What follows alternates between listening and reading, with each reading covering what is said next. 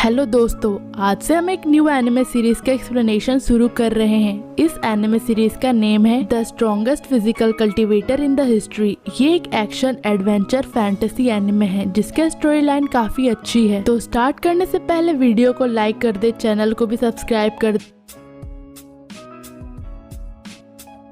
Story की शुरुआत होती है और हमें 9 मिस्टिक रिलम्स को दिखाया जाता है जिसके ऊपर से एक हेवनली लिस्ट पास होता है और स्टोरी टेलर हमें बताता है कि इस 9 मिस्टिक रिलम्स में मार्शल आर्ट्स रूल करता है और रिस्पेक्ट उसे ही दिया जाता है जो सबसे शक्तिशाली होता है। और इस 9 रिलम्स के स्ट्रॉन्गेस्ट कल्टीवेटर्स को ऑनर करने के लिए एक लिस्ट बनाया जाता है जिसका नाम द हेवनली लिस्ट है। ये कहा जाता है कि द हेवनली लिस्ट में जिसका भी नाम होता है उसके पास इनफाइनाइट पावर्स होते हैं, इतना पावर कि वो बादलों को भी वेव करके रेन करा सकता है। और इस लिस्ट में नंबर 1 पर वही होता है जो ग्रेटनेस को अचीव कर लेता है, जो पास्ट और प्रेजेंट को चेंज कर सकता है। वो इमोर्टल गॉड से भी बैटल करने का दमखम रखता है और वो स्काई से कम्पीट करने के लिए हेवेंस के अगेंस्ट भी जा सकता है। और फिर हम हमारे मैन कैरेक्टर को देखते हैं जो द हेवनली ट्राइबुलेशन टेस्ट को फेस करने के लिए एक माउंटेन के एज में खड़ा होता है। जिसके बाद पीछे खड़े एल्डर ई बोलते हैं, लगता है अब ये स्टार्ट होने वाला है। आज grand master Yi Chang the everlasting heavenly tribulation को चैलेंज करेंगे।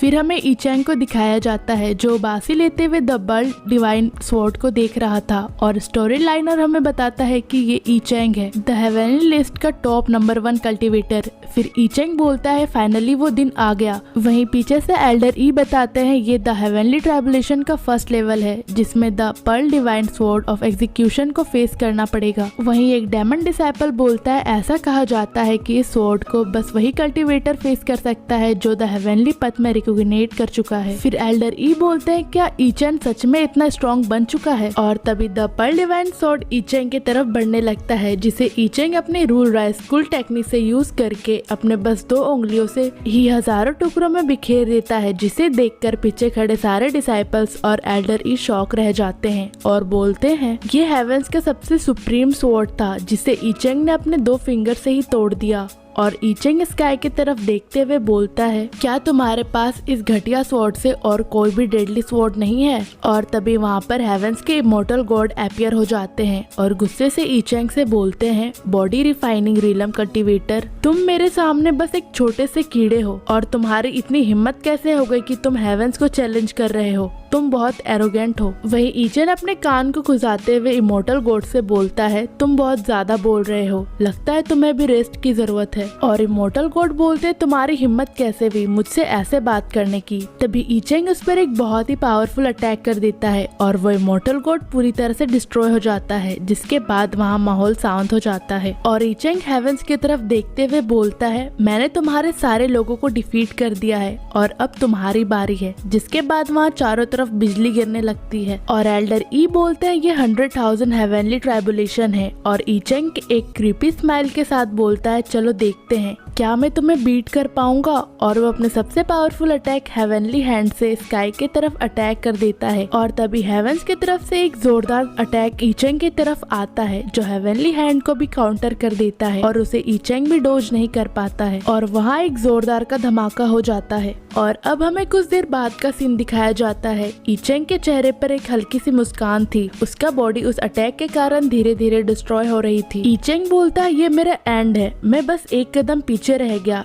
एल्डर ई के आंखों में आंसू थे। ई चैंग उनसे बोलता है एल्डर ई मेरे ओल्ड फ्रेंड, अब से मैं इस 9 रिलम्स का रूलर नहीं रहा। इस 9 रिलम्स को डीमन से प्रोटेक्ट करने की जिम्मेवारी मैं तुम पर छोड़ता हूँ। मुझे आशा है तुम ये काम अच्छे से करोगे। और ई चैंग की बॉडी पूरी तरह से डिस्ट्रॉय हो जाती है। एल्डर ई नम आंखों से बोलते हमारा रूलर अब नहीं रहा। और वहीं डीमन डिसाइपल बोलता है इवन ई चैंग इस 9 रिलम के सबसे पावरफुल कल्टीवेटर भी 100,000 हेवनली ट्राइबुलेशन को एस्केप नहीं कर पाया। जिसके बाद हम देखते हैं ई चैंग के डेथ के साथ साथ वो हेवनली लिस्ट भी डिस्ट्रॉय हो रहा था। और स्टोरी टेलर हमें बताता है कि heavenly realm top number 1 cultivator के डेथ हो चुका है और आज से the heavenly list ranking change हो जाएगा और इस वर्ल्ड में फिर से एक बार द तबाही का मंजर देखने को मिलेगा। और अब सीन चेंज होता है और हमें डीमन रिलम को दिखाया जाता है, जहाँ से आवाज आती है कि ईचेंग के डेथ के साथ साथ अब हमारे राइज का दिन आ ही गया। फिर हमें डिसोलेट बोर्न इमोर्टल वेनरेल जियान लुन को दिखाया जाता है, जो बोलता है ईचेंग के डेथ के बाद अब मैं इस 9 को रूल कर सकता हूँ। और अब हमें थंडर रिलम को दिखाया जाता है, जहाँ से आवाज आती है 3000 ईयर्स के बाद फाइनली उस बेस्टर्ड कल्टीवेटर की डेथ हो गई। फिर हमें डीमन रिलम के किंग कोजिन को दिखाया जाता है, जो चिल्लाते हुए बोलता है अब हेवेनी लिस्ट चेंज होने वाला है, अब फाइनली डीमन रिलम के राइज का टाइम आ चुका है। ये सुनकर सारे डीमंस जोर शोर से चिल्लाने लगते हैं। और अब हमें द सेलेस्टियल रिलम को दिखाया जाता है, जहाँ एक लड़की जिसका नाम ई किंगहान होता है, वो एक काम वॉइस में बोलती है, ईचेंग मैं जानती हूँ तुम्हारे बिना द 9 रिलम और पूरे वर्ल्ड में डिस्ट्रक्शन होने लगेगा, लेकिन मुझे पता है तुम इतने आसानी से नहीं मर सकते। तुम जहाँ भी हो दुनिया के किसी भी पार्ट में मैं तुम्हारा वेट करूंगी। और अब सीन चेंज होता है और हमें ज़्यूज़ुआन कॉन्टिनेंट में कांजाओ सिटी को दिखाया जाता है, जहां एक लड़का अपने हाथों में एक बोर्ड को लिए हुए बोलता है, जिस किसी को भी किंगजुआन सेक्ट के आउटर सेक्ट ट्रायल्स में पार्टिसिपेट करना हो वो मुझे कल मॉर्निंग में रिपोर्ट करे। मैं सभी को किंगजुआन माउंटेन में लेकर जाऊंगा एंट्रेंस एग्जामिनेशंस के लिए। और फिर सारे डिसाइपल अपना अपना नाम एंटर करवाने लगते हैं। तभी वहाँ एक लड़का कुंगफू कैप पहने वहाँ आते हुए बोलता है, किंगजुआन सेक्ट का एंट्रेंस एग्जाम, सब कुछ कितना बदल गया है। फिर वो अपना हैट हटाता है और हमें पता चलता है कि ये ईचेंग है। ईचेंग का दोबारा रीबर्थ हुआ है। ईचेंग बोलता है कि 3000 ईयर्स गुजर चुके हैं और पूरी दुनिया बदल गई है। मैंने कभी ये नहीं सोचा था कि मैं ईचेंग 3000 ईयर्स के बाद किंगजुआन सेक्ट में वापस ही आ गया। तभी वहाँ 2 डिसाइपल्स बात करते हुए बोलते हैं, किंगजुआन सेक्ट का एंसेस्टर ये चैंगजुआन ने बनाया था और उस वक्त इस सेक्ट में मिलियंस डिसाइपल्स थे और किंगजुआन सेक्ट पूरे 9 मिस्टिक रिलम्स के नंबर 1 पर था।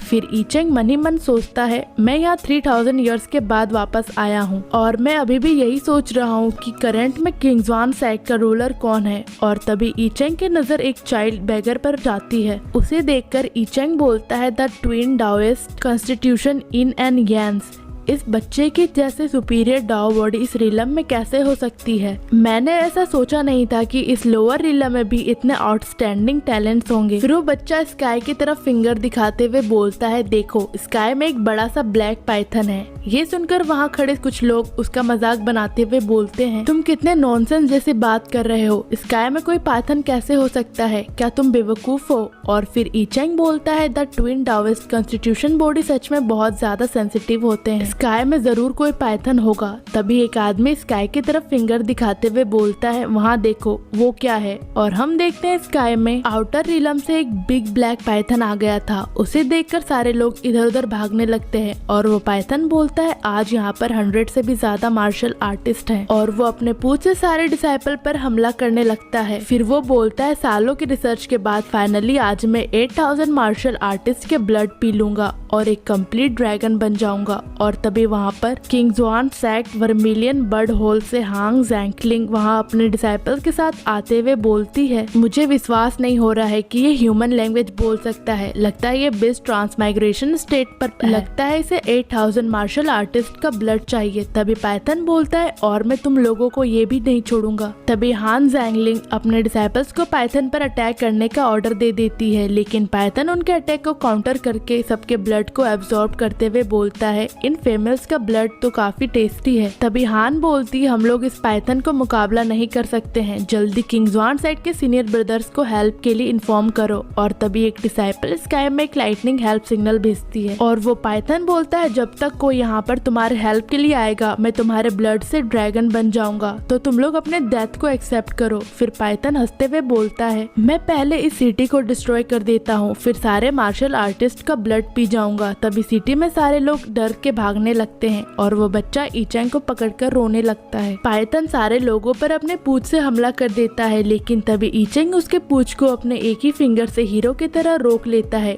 और बोलता है, भद्दे कीड़े तुम्हारी हिम्मत कैसे हुई इतने एरोगेंटली बिहेव करने। हम देखते हैं ईचेंग अपने 2 उंगलियों से उस पाइथन को दूर फेंक देता है और वो पाइथन दर्द से बहुत जोर से चिल्ला रहा होता है और वो बोलता है, ये है कौन? वही हैन उसे देखते हुए बोलती है ये कैसे हो रहा है। साथ ही किंग जान साइड के डिसाइपल्स भी बोलती है कि ये पाइथन आसमान में ऐसे कैसे उड़ सकता है। साथ ही दूसरी भी बोलती है ये कैसे हो सकता है, और वो लोग काफी जख्मी हालत में होते हैं। वहीं पाइथन दर्द से रोते हुए बोलता है कि उसने अपने एक फिंगर से यह कैसे कर लिया, उसे इतने आगे जाने की क्या जरूरत थी और मुझे ऐसे स्टेज पर रिड्यूस करने की। अगर ये मुझे पहले पता। बस इतना कहते ही उस पाइथन की वहीं डेथ हो जाती है। फिर वो एक बेबी पाइथन का शेप ले लेता है जो कि उस पाइथन का कोर होता है। वही ईचेंग उसे अपने हाथों में लेते हुए बोलता है एक ट्रांसमिटिंग स्टेज बारबेरियन डेमन का बेस्ट कोर। इसका स्पिरिचुअल एनर्जी तो बहुत ज्यादा पावरफुल है। वेट, इसे तो एक मार्शल आर्टिस्ट ने रेज्ड किया है। फिर वो उस बेबी पाइथन को एक पर्ल का शेप दे देता है और मनी मन बोलता है ऐसा लगता है कि कोई किंग जान साइड के अगेंस्ट जाल बिन रहा है। तभी वो छोटा बच्चा बोलता है ब्रदर, ये लिटिल पाइथन आपके हाथ में तो बहुत क्यूट लग रहा है। और ईचेंग बोलता है ये लिटिल पाइथन मेरे कोई काम का नहीं है तो मैं ये तुम्हें देता हूँ। तुम्हारा नाम क्या है बच्चे? फिर वो बच्चा उस पाइथन को ले लेता है और उसके साथ खेलते हुए बोलता है थैंक यू बिग ब्रदर, मेरा नाम जी है।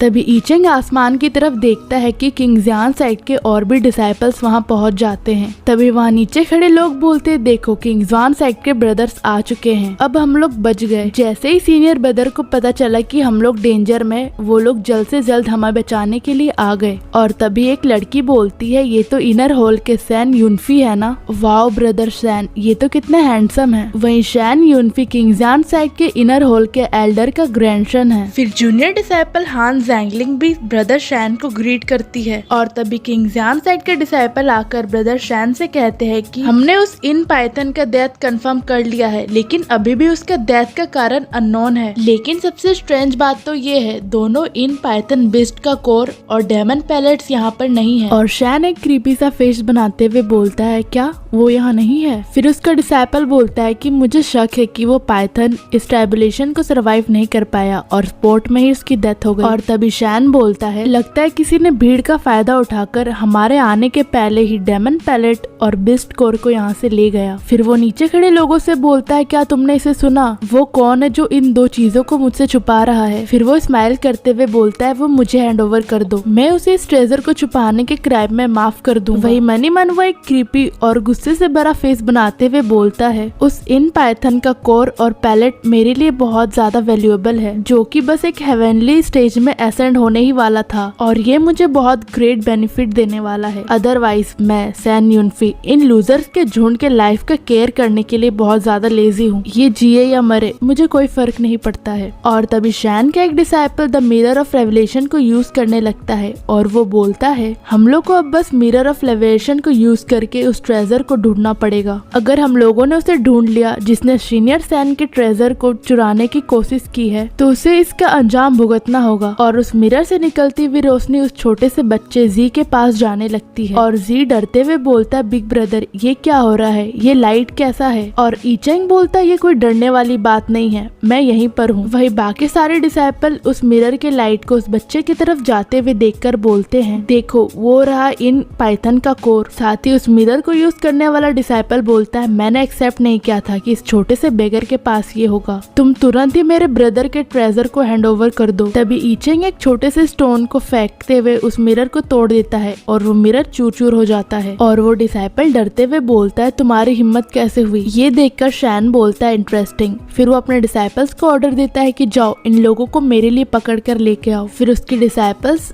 ईचेंग और उस छोटे से बच्चे जी की तरफ जाने लगते हैं और उनमें से एक बोलता है तुम दोनों बेगर्स ये बिस्ट को हैंड ओवर कर दो। फिर दूसरा बोलता है ये मेरे किंग्सवान साइड का ट्रेजर है और तुम जैसे ट्रेस इस पे हाथ नहीं लगा सकते हो। और इतने में ही ईचेंग उनके पीछे से आकर उन पर अटैक करते हुए बोलता है तो तुम लोग वही कमीने के ग्रुप हो जो मेरे साइड के लोगों को बुली करते हो और तुम लोग अपने आप को किंग्सवान साइड के डिसाइपल बुला रहे हो। वही ईचेंग अपने एक छोटे से अटैक से ही उन दोनों को वहीं पछाड़ के रख देता है। फिर वो उन्हें देखते हुए बोलता है तुम्हारी हिम्मत कैसे हुई एक छोटे से बच्चे पर अटैक करने की? तुम लोग इस न्यू जनरेशन के डिसअपॉइंटिंग ट्रैश हो। फिर ईचेंग सैन की तरफ देखते हुए बोलता है तुम लोग तो प्रीवियस जनरेशन से भी कई ज्यादा बेकार हो, लगता है तुम्हें हमारे किंग्सवान साइड के ट्रेडिशन के बारे में पता नहीं है। वही नीचे खड़े लोग उन डिसाइपल को घायल देखते हुए बोलते हैं हेवन मैं कई सपने तो नहीं देख रहा हूँ ना? वही दूसरा बोलता है ये तो बहुत ज्यादा स्ट्रॉन्ग है, ये बेगर भी एक मार्शल आर्टिस्ट है। फिर तीसरा बोलता है ये तो बहुत स्ट्रेंज लग रहा है। इसे देखकर तो ऐसा लगता है ये अपने बॉडी रिफाइनिंग रिलम के अर्ली स्टेज पर है। और तभी शैन नीचे आते हुए बोलता है ये तो बहुत इंटरेस्टिंग है। बॉडी रिफाइनिंग रिलम का एक ट्रैश का छोटा सा टुकड़ा किंग्सवान सेट के दो डिसाइपल्स को खुद ही हरा सकता है, लेकिन ये बिस्ट कोर और डायमंड पैलेट गुम नहीं हुए हैं, तो लॉर्ड आज एक अच्छे मूड में है,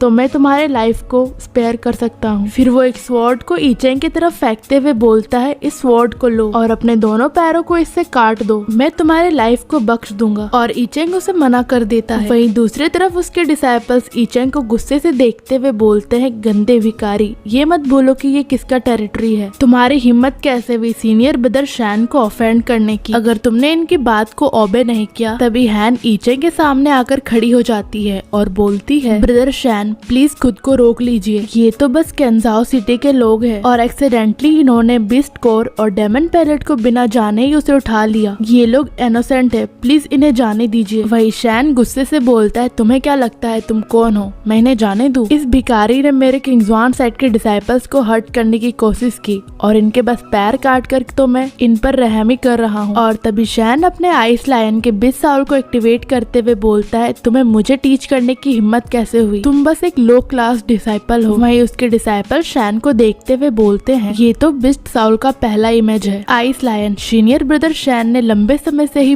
प्रीफाउंड साउल रिलम को मास्टर कर लिया है। तभी दूसरा बोलता है ये कितना डरावना है। वही हैन शैन को देखकर कांपने लगती है और मनी मन बोलती है ओ नो, आइस लायन तो एक 6th ग्रेड शाउल है और इसका प्रेशर तो काफी स्ट्रॉन्ग है, मैं तो अपने बॉडी को बिल्कुल भी मूव नहीं कर पा रही हूँ। और तभी शैन अपने बिस्ट साउल से सिस्टर हैन पर अटैक करने लगता है और हैन का पसीना छूटने लगता है। साथ ही उसकी डिसाइपल्स बोलती मिस हैन केयरफुल हो जाइए। और तभी ईचेंग आकर हैन को धक्का दे देता है और बोलता है ये तो बस एक 6th ग्रेड बिस्ट साउल का बस छोटा सा पहला अपीयरेंस ही है। और हैन शैन के अटैक से बच जाती है और शैन ईचेंग को देखते हुए बोलता है तुम फिर से आ गए, चलो ये अच्छा है, मैं तुम भिखारी को अब डिफरेंस बताता हूँ एक मार्शल आर्टिस्ट और एक मॉर्टल के बीच का। और तभी ईचेंग अपने कैप को हटाते हुए बोलता है चलो ठीक है, और फिर वो अपने बिस्ट साउल को एक्टिवेट कर लेता है, जिसे देखकर ईचेंग का पसीना छूटने लगता है और ईचेंग शैन के बिस्ट साउल को बड़े ही आसानी से फेंक देता है और बोलता है तुम बस एक 6th ग्रेड बिस्ट साउल हो और तुम कितने एरोगेंट हो। वही शैन भी फेंका जाता है और ईचेंग शैन के पास आते हुए बोलता है कि मुझे विश्वास नहीं हो रहा है, मेरे 1000 इयर्स को ट्रेडिशन को सिखाने के बाद मैंने एक तुम जैसे बैस्टर्ड को कल्टीवेट किया है। फिर वो शैन के पैर पर अपना पैर रख देता है और शैन जोरों से चिल्लाने लगता है। फिर वो ईचेंग की तरफ देखते हुए बोलता है तुम कौन हो? फिर ईचेंग उसके सर को जमीन पर पटकते हुए बोलता है मैं तुम्हारा इंसिस्टर हूँ। और शैन रोते हुए बोलता है कोई मेरी मदद करो, ये मुझे मारने वाला है। और तभी आसमान से आवाज आती है कि मिस्टर प्लीज इसे माफ कर दे, मैं किंग्सवान सेट से आपसे माफी मांगती हूँ। और ईचेंग मुस्कुराते हुए बोलता है टेलीपैथी, ऐसा लगता है किंग्सवान सेट सिर्फ ट्रैश से भरा हुआ नहीं है। फिर ईचेंग शैन से बोलता है बच्चे अब किसी ने तुम्हारे बिहाफ में मुझसे माफी मांग ही लिया है, तो मैं तुम्हें इस बार जाने देता हूँ। फिर वो अपने एक ही फिंगर से शैन को दूर फेंक देता है और शैन अपने सर पर हाथ रखते हुए बोलता है ये क्या हुआ। तभी वहाँ पर किंग्सवान सेट की ली यूनफी आते हुए बोलती है अगर नेक्स्ट बार तुमने केंजाओ के लोगों पर बिना किसी रीजन के हाथ उठाने की कोशिश की। वहीं उसे देखकर वहाँ खड़े बाकी मार्शल आर्टिस्ट शॉक हो जाते हैं और बोलते हैं ये तो मैजेस्टी है। फिर ली यूनफी बोलते हैं यहाँ तक कि तुम अगर इनर हॉल के एल्डर के ग्रैंडसन भी हो मैं तुम्हें मार दूंगी। और तभी ली लियान अपने स्वॉर्ड को शैन की तरफ पॉइंट कर देती है और स्वॉर्ड का रेज बहुत ज्यादा ही पावरफुल होता है और वो शैन से लो इन्फोर्समेंट हॉल में अपने गिल्टी के लिए माफी मांगने को कहती है। वही हान शैन यूनफी को देखकर मनी मन बोलती है ओ माई गॉड इनके पास तो ज़्वान साउल रिलम का कल्टीवेशन लेवल है। वही शैन तो इनके एक सिंगल स्वॉर्ड के स्विंग को भी नहीं झेल पाया। फिर यू ईचेंग और जी के पास जाकर उनसे माफी मांगती है और उन्हें ग्रीट करते हुए बोलती है किंग्सवान साइड को उनके लो कंट्रोल के लिए उन्हें माफ कर दे। और वो मनी मन बोलती है ये तो बस अपने बॉडी रिफाइनिंग लेवल में है। वही जी यू को देखते हुए बहुत ज्यादा खुश हो जाता है और बोलता है ये लेडी तो बहुत ज्यादा ब्यूटीफुल है। वही ईचेंग उसे देखकर मनी मन बोलता है मैंने एक्सपेक्ट नहीं किया था इस लड़की के पास तो वर्ल्ड का रेयरेस्ट स्वॉर्ड बॉडी है, साथ ही साथ हाईएस्ट ग्रेड का नेचुरल टैलेंट, साथ ही इसका सरनेम भी यू है। कहीं ये मेरी डिसाइपल ई किंग तो नहीं है? और तभी ई चेंग बोलता है क्या फायदा इतना प्रिटी होने का, इसे तो इसके स्वॉर्ड ट्रेनिंग से एक सीरियस इलनेस डेवलप हो गया है और ये जल्दी मरने वाली है। और यूनफी ये सुनकर शॉक होते हुए बोलती है क्या? और तभी हान आकर गुस्से में बोलती है तुम बेगर, तुम्हारी हिम्मत कैसे हुई ऐसे बोलने की? मेरी सीनियर सिस्टर ने अभी तुम्हारी जान बचाई है। और तभी ई चेंग जी का हाथ पकड़ते हुए बोलता है मैं नॉनसेंस बोल रहा हूँ की स्वॉर्ड कोई इजी चीज नहीं है प्रैक्टिस करने के लिए। अगर तुम इस प्रॉब्लम को सॉल्व करना चाहती हो तो एक वीआईपी रूम मेरे और जी के लिए प्रिपेयर करो और रात के 11 बजे तुम्हें मेरे रूम में अकेले आना होगा। और इसी के साथ ये एपिसोड